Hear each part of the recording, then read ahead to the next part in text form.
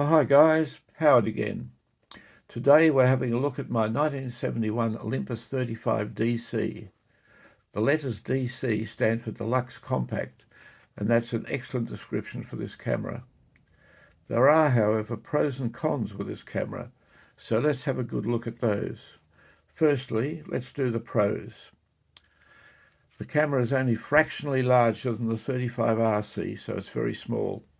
The camera is all metal and weighs a mere 510 grams or 18 ounces. The camera has the same exceptional lens as the highly acclaimed Olympus 35RD, that is to say, 40mm focal length, f1.7, 6 elements in 4 groups and multi-coated. The Seiko shutter is a bit of a mystery, but it works in its own way, but mine seems very reliable. I understand that 35RD, with a different shutter, tended to have sticky shutter problems, but the problem did not appear in the 35DC. It has an auto flash system. Just enter the guide number, focus and shoot. It has a split image rangefinder. The viewfinder has nice bright frame lines, although not parallax corrected, and all the exposure information is in the viewfinder window as well, including the little needle. It has a backlight control which adjusts the exposure up to 2 stops as required, and to top it all off, the CDS cell is in the lens ring, so adjustment for filters etc. is automatic. And now the cons. If you're a control freak, look away now, because you have absolutely no control over either the aperture or the shutter speed. The camera selects these for you in a paired matrix, and as you start to depress the shutter button, the needle moves across the bottom of the viewfinder to indicate the setting it has chosen. You can continue on to half press the button to hold the settings and recompose your framing. This camera requires a battery, and if the electronics don't work, you'll end up with an attractive paperweight. These are not like the classic mechanical cameras.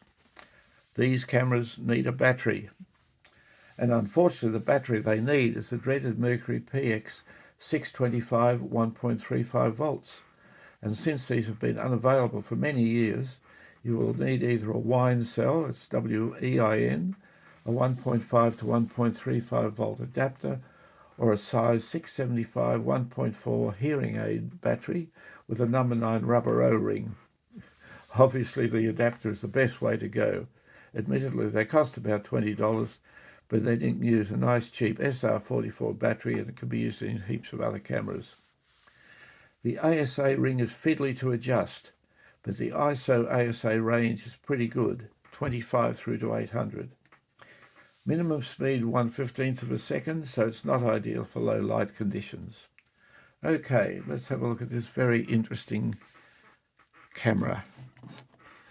Okay, now you can't turn the metering off on this other than putting the lens hood cover on it. So if you've got one and there's a battery in it sitting around, make sure it's got its cover on, otherwise it's just going to be sitting there flattening the battery.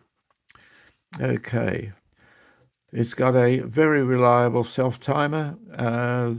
These Olympus self-timers just work. They're excellent, about 8 to 10 seconds. The nameplate Olympus 35 DC. Got the rangefinder window. Rangefinder in this one at least is nice and bright. Viewfinder window with the frame lines non-parallax corrected, but a few little adjusting marks, and all the information across the bottom with a little needle that moves back and forth. You'll notice that the apertures and speeds, when you get up to the this end, you're up towards the 500s and f16, it all gets a bit crowded. And I noticed my needle seemed to be pointing to readings that would underexpose my film, but in actual fact, when I took the film and developed it, the film was absolutely fine. So it's all a bit cramped up here, so don't worry too much if it appears to be underexposing a bit. It's probably not.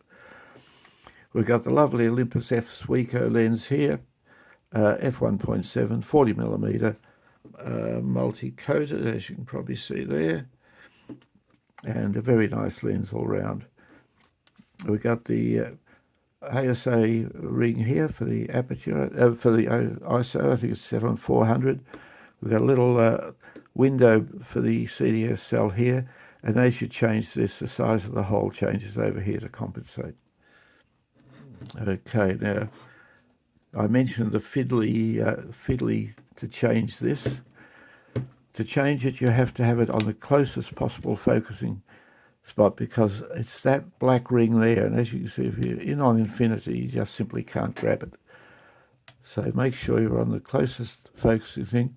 There's a couple of knurled sections. There's one there and 180 degrees to it. So you grab them and turn it, and you can change the ASA. If you just try to grab the black plastic, it's too slippery.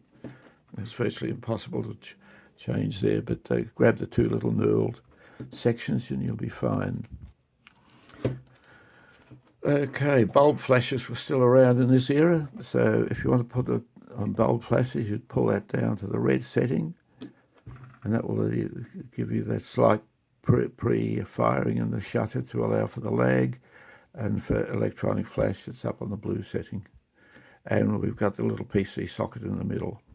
If we go around to the top, we've got a standard rewind knob with a little lever.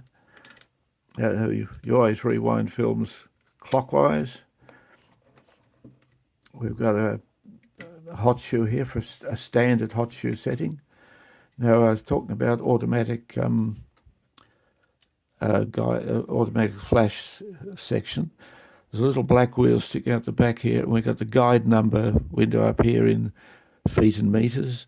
So you establish what the guide number is for your flash, key it in here, and you make sure you on the setting there, set that, and then as you focus, it will adjust the amount of flash as you take the shot. We've got a threaded shutter button, very standard for a cable release, and the film advance lever. Now you'll notice the shutter's got a bit of a strange sound. It's the Seiko shutter doing its thing. When I first tried this camera some years ago now, I thought, well, that shutter sounds very slow considering what it's showing. But when I got the film back, it was absolutely fine. So it obviously works, and works well. On the back here, we've got the little viewfinder window. As I say, all the information's across the bottom, including the little needle. We've got the backlight compensation button here. So if you're taking